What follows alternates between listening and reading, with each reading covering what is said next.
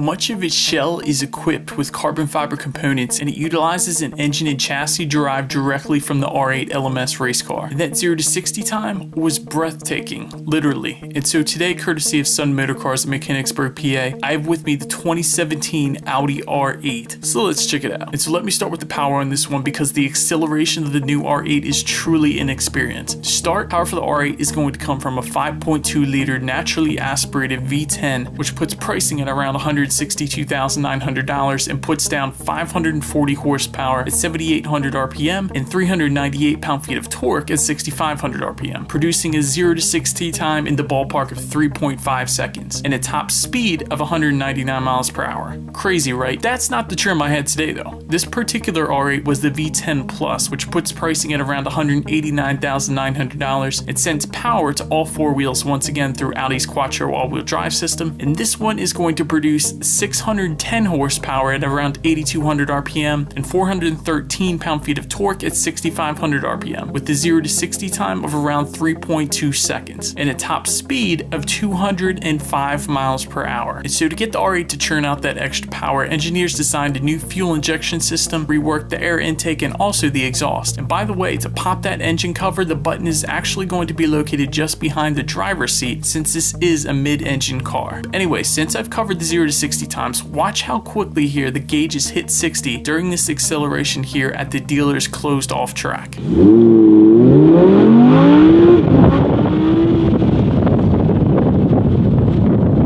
So yeah, the power was certainly breathtaking, literally, it was amazing, but the sound was also equally impressive. And so before the revs, I made adjustments here to create the best sound, including putting the R8 in dynamic drive select, and of course with the 4 different drive modes here, it's going to give you the ability to adjust things like steering sensitivity, throttle response, and the transmission program, but also there was an exhaust button located on the steering wheel, which would open up the exhaust valves to let out a much more brutal sound. Check this out.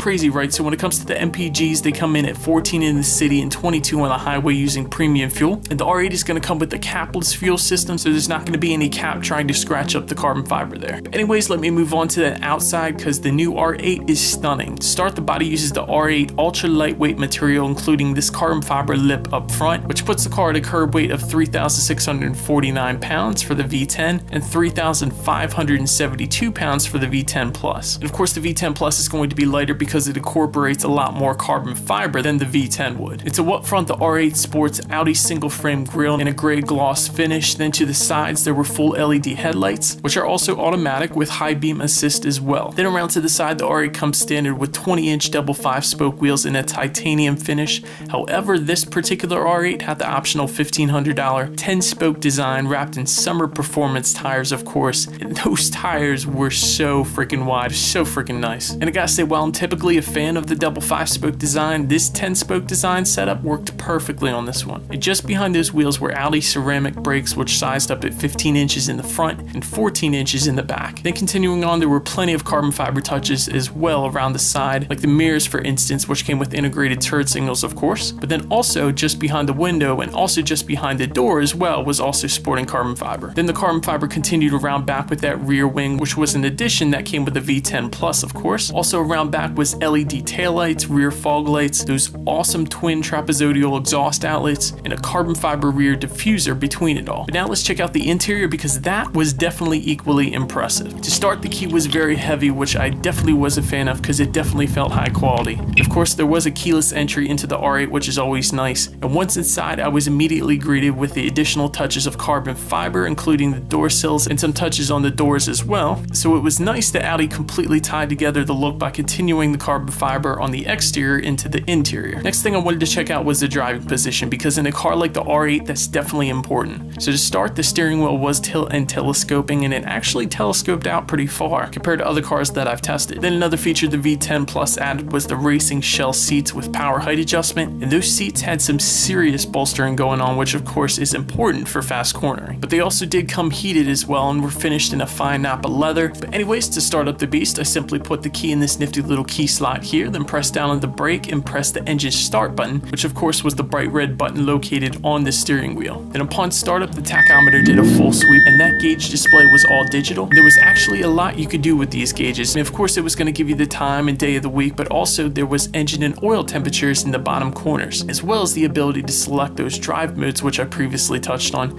And by the way, to control the info screen here, there's a circular dial located just behind the shifter, which works basically like every other Audi, so I definitely found it easy to use. But then there was also fuel consumption information, some trip details, MPG numbers, a bunch of audio information like the radio settings, Bluetooth info, and of course the navigation info, which uses Google Maps, which I'm a huge fan of. Alright, and so with these gauges, there is also a button labeled view located on the left side of the steering wheel, and so with that, you actually have the ability to change up the display of the gauges as well. So if you wanted to view more of the navigation information rather than the tachometer, you can do that by simply pressing that one button. And of course there was plenty more information as well, like various vehicle settings, and there was the audio settings where I could have adjusted things like the bass and other info. But by the way, the sound system here comes with 140 watts and 5 speakers. However, today's R8 is equipped with the optional Bang & Olufsen sound system, which is priced at $1,900. But anyways, next I could also view the different radio station options, media information, or the voice activated navigation system. Then moving on, the climate control buttons were located front and center in front of the shifter, and I thought this was actually a pretty cool setup here for that. And then the shifter itself was finished with the leather shift boot with carbon fiber surrounding all the controls. And then also worth noting, the headliner was finished in a black Alcantara, which definitely made this feel even more like a race car. There was also additional storage behind those front seats as well, and speaking of storage,